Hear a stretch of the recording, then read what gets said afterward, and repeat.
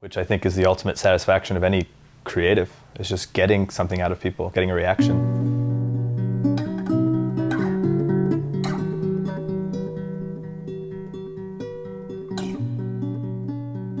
Okay, welcome Alex to Words for Charity. Thank you. And congratulations on being the recipient of the Benevolent Quill grant. Thank you. When you first found out about Words for Charity, did you see it as an opportunity to be published in a curated collection or as a chance to use your talents and work to benefit charities? When I first heard about Words for Charity, I saw it as an opportunity to benefit a charity with my work and with a story that I had written and developed over the years, and just to be able to give back to others with my creative work. And why did you choose Cure Alzheimer's Fund? I chose the Cure Alzheimer's Fund because for me, I believe that life is all about collecting experiences and stories and going through life and being able to share those with others. And one of my biggest fears is reaching the latter years in life and losing all of that. And not just your stories, but your self-identity and forgetting who your loved ones are. To me, it's definitely a fear that I've always carried. And I've seen people go through it, and I know how rough it is. You've shared part one of Sarah's Lullaby. How many parts is this story, and when can we look forward to part two? The story is 5 parts long, and part 2 I will be submitting into the next round of Words for Charity. As you're refining your short story format, what do you enjoy most about the short story form, and what sets it apart? I believe the short story form is separate from the novel because 1, it's quicker to digest, and 2, I believe that you can focus in on one singular concept or event versus in a larger array of ideas and concepts. And I also believe that in today's day and age, due to the visual medium of social media and video, that people are less and less reading novels, unfortunately. And the short story can give you a little bit of inspiration or a little bit of thought in a much smaller dose that you can obtain in a weekend or a day or an hour and move forward. Writing can be difficult to start, let alone master. Have you got any tips for beginner writers or those who are struggling to start or finish a story? I believe the best piece of advice is to be honest. Be honest with yourself in finding yourself, and then be honest with what you write, and not try to emulate or try to copy others. You know, it is a form of flattery to imitate, but I also feel like audiences see genuine humans and they see genuine stories, and if you can find who you are and just tell it, I think that that's the most important thing in any art, whether it's writing or photography or video. And on that note, did you pull from your own life experiences for Sarah's Lullaby? No. No, I developed... Not even a little bit.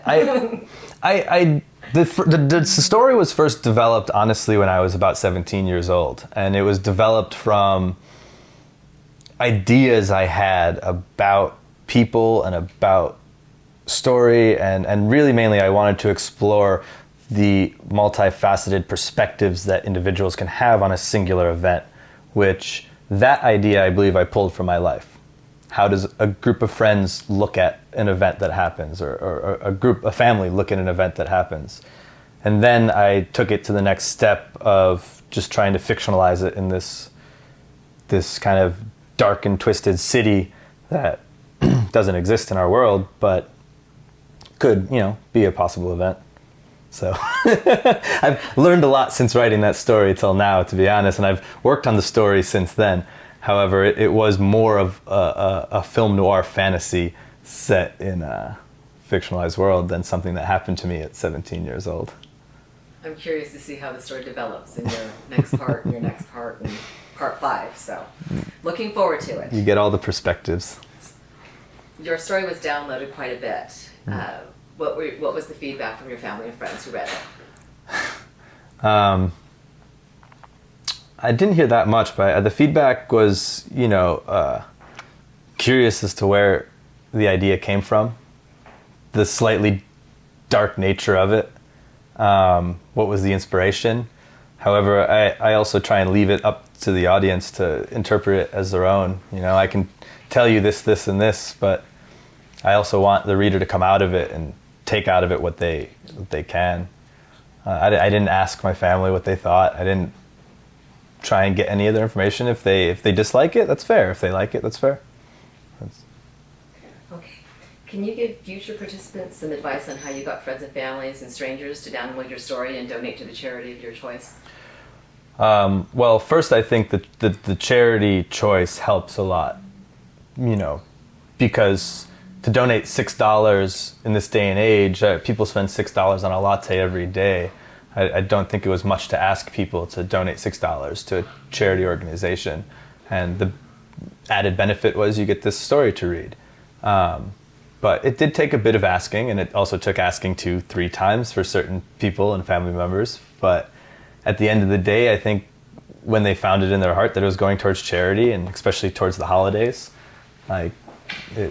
people were inclined to donate money to charity, and one that I was genuinely excited for and wanted to donate to versus just buy my story. So on that note, as an author, was it easier to self-promote knowing that your family and friends' donations would be going to a charitable cause? Yeah, as an author, it was absolutely easier to self-promote my story and raise money for a charity organization as opposed to just selling my story for monetary gain. How do you see Words for Charity benefiting your brand? Words for Charity gave me a platform to help grow and develop my brand and put myself out there further and express myself further. And I hope to continue and get the full story out there and let everyone know the ending eventually. How has this experience with Words for Charity affected you as a writer and as an individual?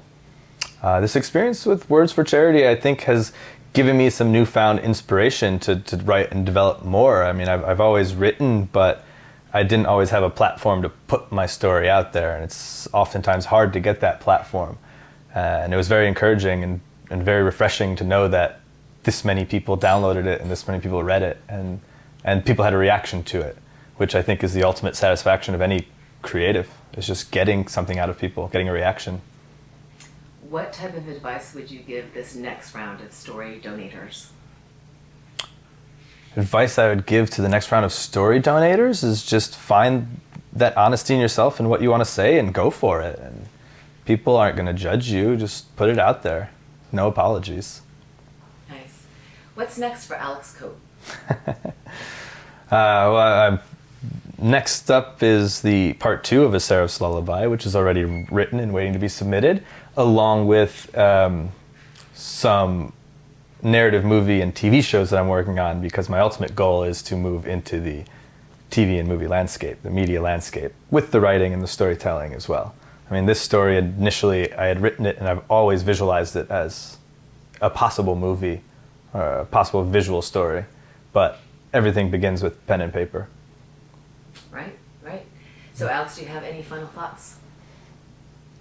Final thoughts? I just hope that more people can get involved with Words for Charity, whether it's a writer who's submitting their story or someone who wants to find an outlet to donate money to a charity that they care for. I just look forward to see the future progression of that. I've seen it since the beginning of Words for Charity that there's been more and more submissions and more stories coming out. So, I don't want the pool to get too crowded so that I can still be a part of it, but I do hope to see that going forward into the future.